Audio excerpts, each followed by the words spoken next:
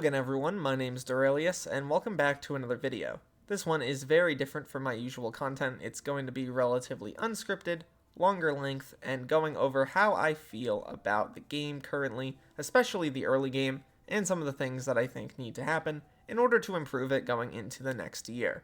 Skyblock has always had kind of a rough early game, but I feel like it's gotten significantly worse recently with the addition of so many new systems, features, and content updates that players just generally don't know about.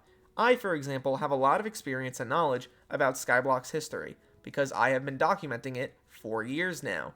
But I imagine that the random person who just joined yesterday doesn't have that history. They're loading into a world, and they have no idea what's going on, how to level up, and what they should actually do. I could tell them as an experienced player, well, you're going to want to work on magical power, you're going to want to work on getting good armor, good weapons, and make sure you have the good reforges and gemstones and yada yada yada, but you can understand how that will get really complex incredibly quickly. So, number one, I really think that the biggest thing that Skyblock needs to work on in the near future is accessibility of features to new players. For example, I think Maxwell is a pretty egregious example of this. Currently, in order to access Maxwell, you have to go to him in the hub. That doesn't necessarily sound bad, but the problem here is that many players don't realize the importance of this, especially at low levels.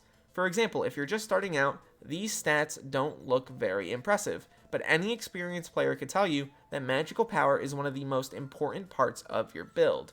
Personally, I would love to see something like the Thaumaturgist menu be moved directly into the Skyblock profile section right here. Maybe it could be locked behind a certain level, maybe like level 2 or 3, and it could have a quest to go along with it to teach you how it works. Maybe the quest is still at Maxwell, but I just think that it's so important to your gameplay experience that you should be able to swap it whenever you want, because it's incredibly useful, not just for the early game, but for the mid and late game. While yes, there is the Abaphone contact for him, I don't think this is the best solution. You don't get an Abaphone very early in your gameplay sessions. Not for your first, I would say, probably 10 to 15 hours, bare minimum. And I imagine for many people, it's much longer than that.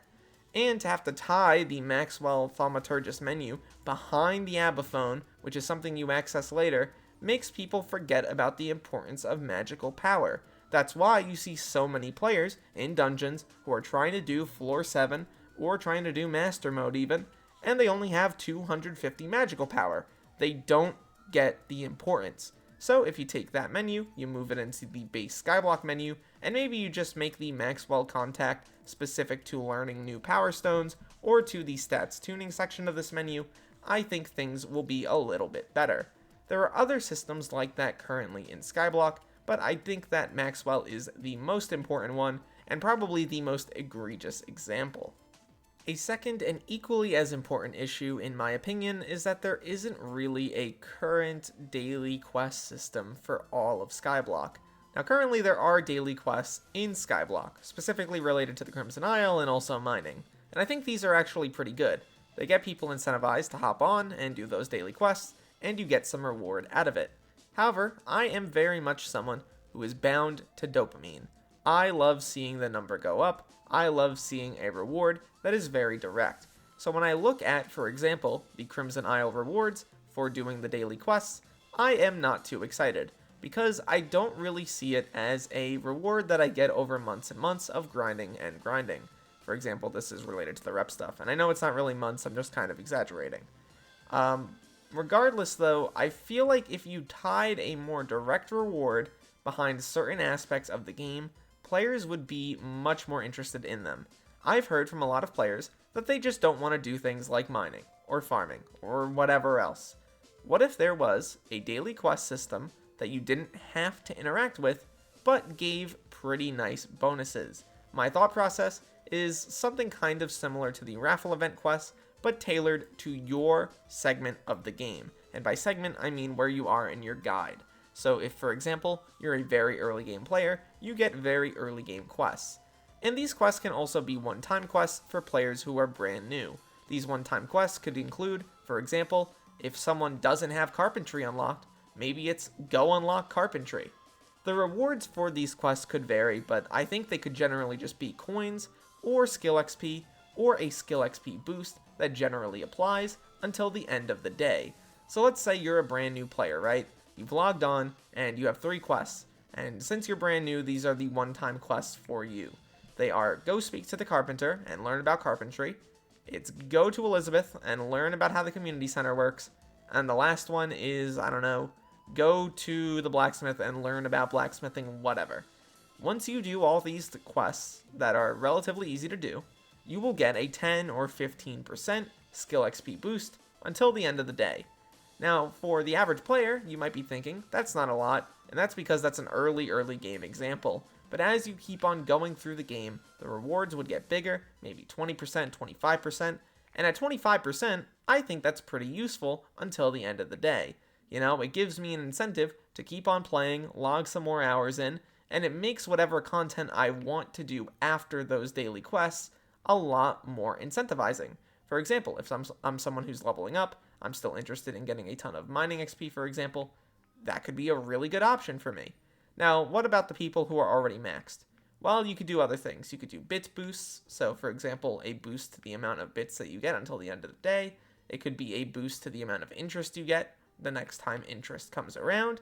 It could even be sillier things that matter a little bit less, like for example, a cosmetic booster, which allows you to improve the chance of getting a certain cosmetic. Maybe not dyes specifically, but some of the other cosmetics that are earnable in the game. The few that I can think of are stuff like the runes, maybe you could do something with. I don't know. Maybe some people care about that. Or some other things similar to that. There are a billion options here. Regardless, I think that Skyblock needs an incentivization system that allows players to feel like their time is worthwhile and gives them a reason to log in every day just for a little while and only to, improve their profile a little bit. Now, this doesn't have to be something where it's like FOMO. I don't think they should do anything related to FOMO in this regard. There's no missing out in this regard if you miss a daily quest or two. Like, you don't get the skill XP boost, but if you weren't going to be playing that day anyway, then it didn't really matter for you. And I don't think they should be things that take a particularly long time to complete.